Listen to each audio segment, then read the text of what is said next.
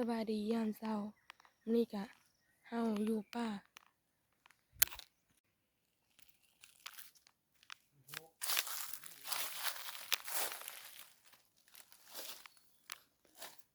ทำอะไรอยู่นี่โอ้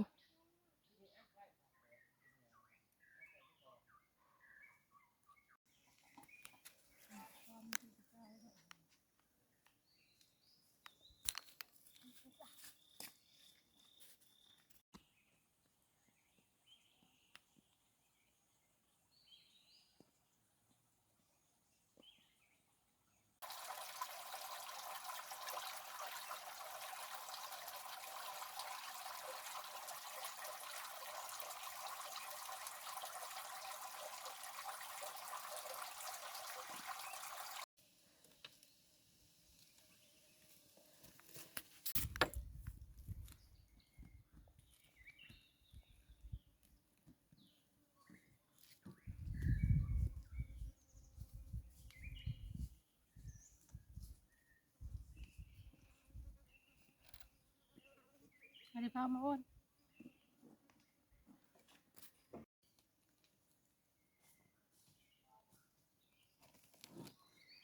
เดี๋ยวนี้เฮากำลังเท่าข้าวกระสุกละ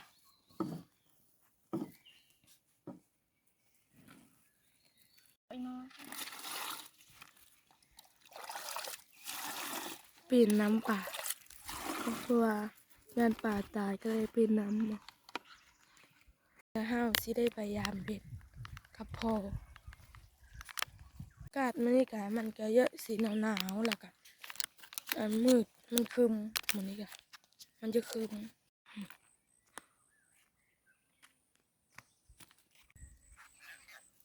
ป่าเพิ่นนะบ่ปรากฏปรากฏว่าบิทึได้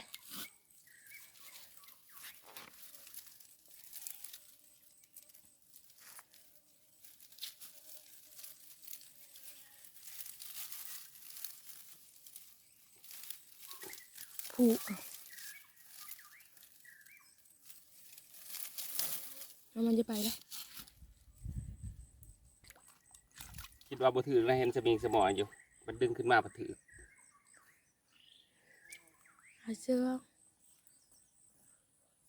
คือปลาดุกยิงปลานะ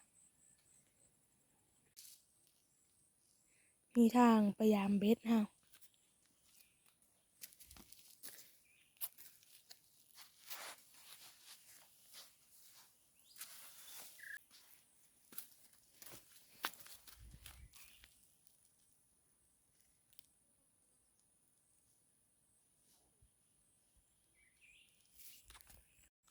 เบ็ดตัวนี้จังห้องเว้ย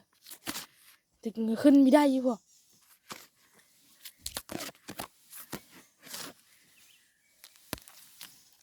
นะคะจังมันห้องเว้ยหมามันเห่าไปดุมกันเนาะ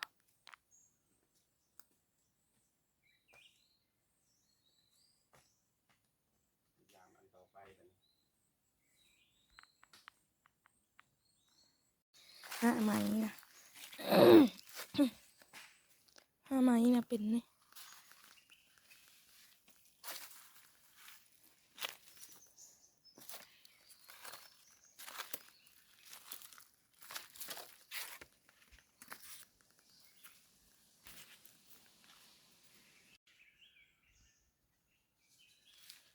ทางพยายามเบ็ดเฮากันวันนี้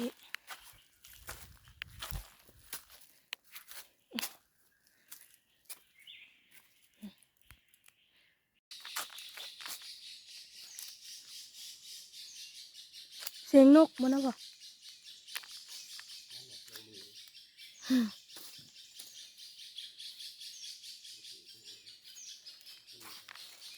ตัวนั้นมีที่เลยเอาไปซิวเซอร์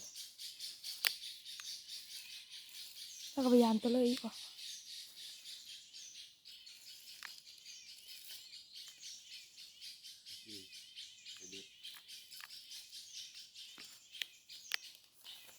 เฮายามเมื่อกี้นี้บิถือเลยสองเบ็ดของเฮายามบิถือเลย ถืออยู่บ่ดึงเขาทำ อย่าตกละเสีย โอ้รูดนะดึงเขาทำรูดซ้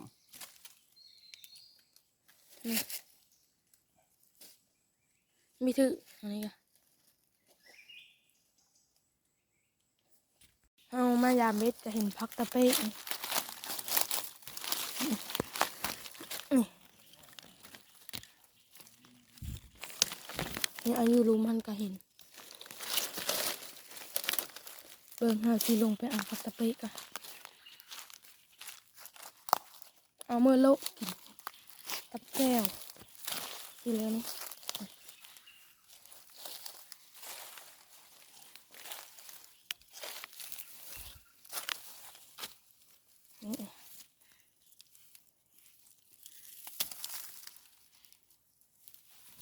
อันนี้ก็แมน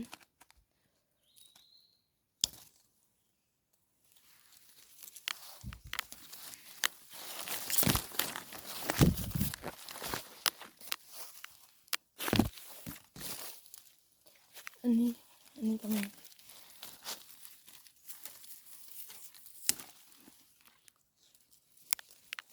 อันนี้ดิ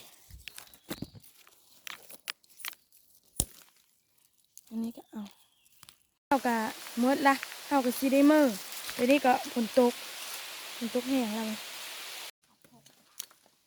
ปลานี่ถือเบ็ดตะขืนนี่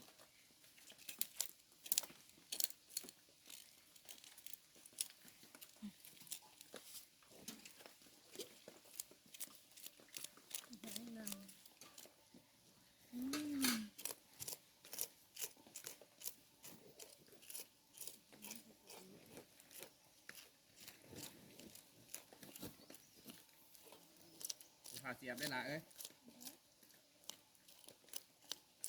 เพราะคอยตำแจ่วซีฟู้ดเอาแจ่วเฮากันนี่เฮากำลังนึ่งปลา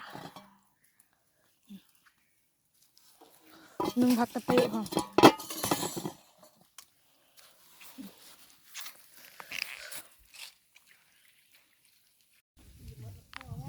เดี๋ยวนี้กะแดดกำลังเยอะเดี๋ยวนี้กะปลาเฮา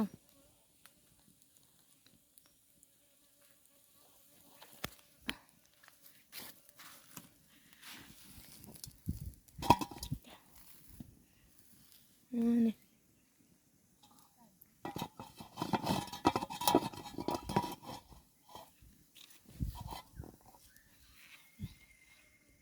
ขลนปลาเนี่ย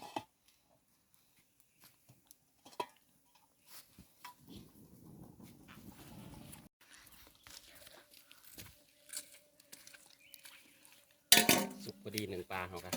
ซุกอะค่ะแซ่บอ่ะ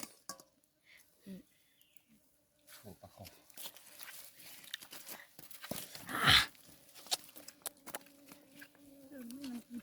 น้ำจิ้มกะ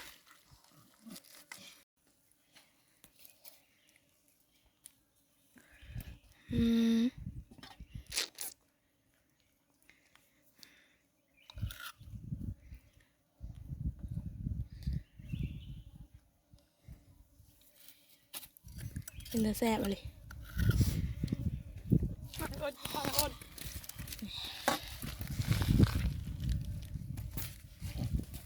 แล้วล่ะกินห้าวนะรู้ไหมต้มแจ่วแล้วก็นึ่งปลาน้ำจิ้มซีฟู้ด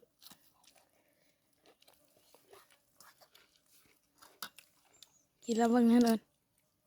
พักพร้อม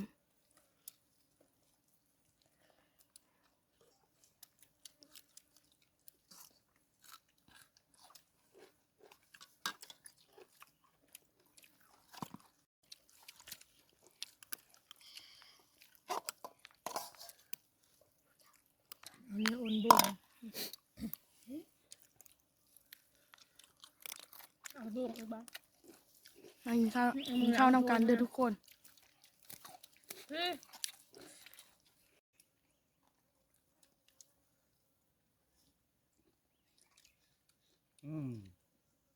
แดดออกแล้วบัดนี้ เลือดเริ่มออกแล้ว บดอีกเลย เอาแล้วก็บดเอา เอาอีกค่ะ หลังจากเฮากินข้าวกินน้ำแล้วก็เฮาก็จะได้ปิดคลิปเพียงเท่านี้เพราะว่าพักผ่อนก่อนนะขอบคุณขอบใจที่ติดตามนะครับชมคลิปหน้าพบกันใหม่